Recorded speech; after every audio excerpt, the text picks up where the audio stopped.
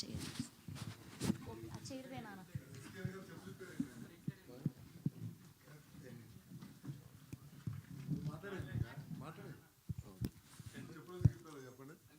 అంటే షూస్ వేసుకుందాం. మిడిల్ కంటే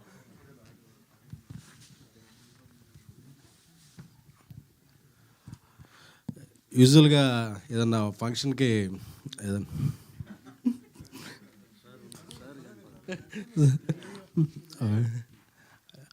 ఏదన్నా ఫంక్షన్కి మనం ఇన్వైట్ చేస్తారు.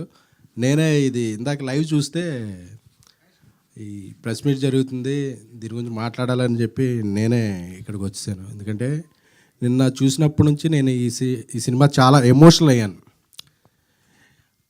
చాలా చాలా విధాలుగా కనెక్ట్ అయ్యాను.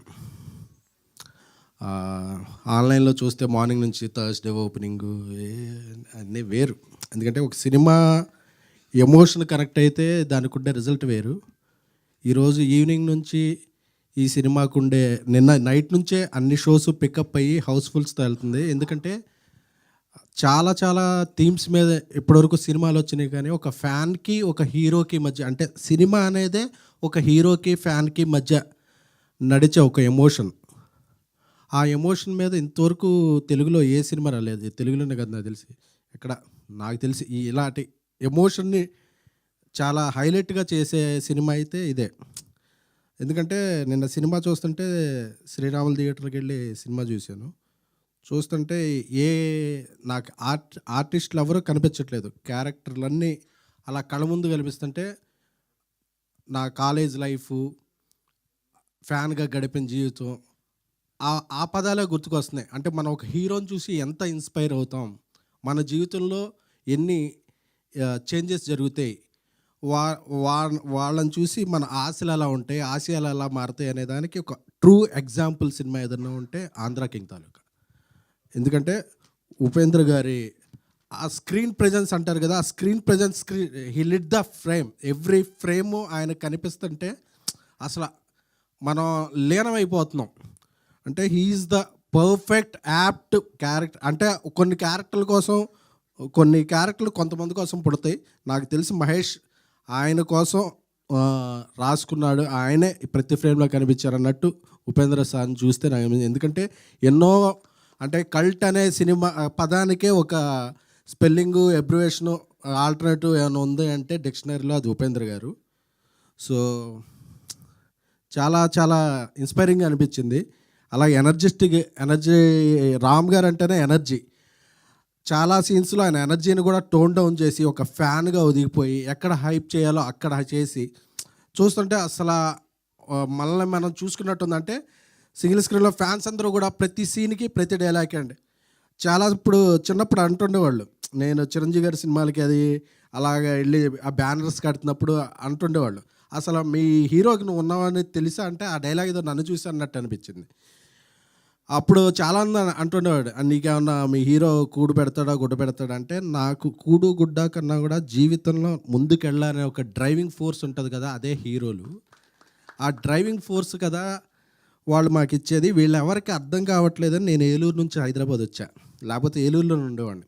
లేకపోతే ఫ్యాన్స్ అందరినీ చిన్న చూపు చూస్తున్నారు, ఫ్యాన్స్ని ఎవరో గౌరవించట్లేదు.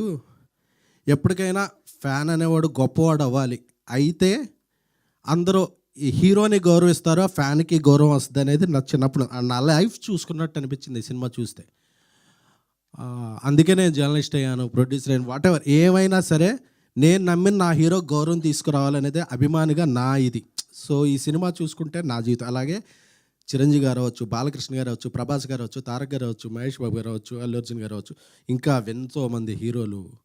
ఎవరి అయినా సరే హీరోలు అందరూ కూడా ఇన్స్పైర్ అయ్యేది. ఎవరి ఫ్యాన్ అయినా సరే మనం ఏమీ ఆశించకుండా ఆ హీరో బాగుండాలి, మనం ఎవరో వాళ్ళకి తెలిసినా తెలియకపోయినా ఇదొక ప్రపంచంలో తల్లి తండ్రికి ఒక బ్లడ్ రిలేషన్ ఉంటుంది.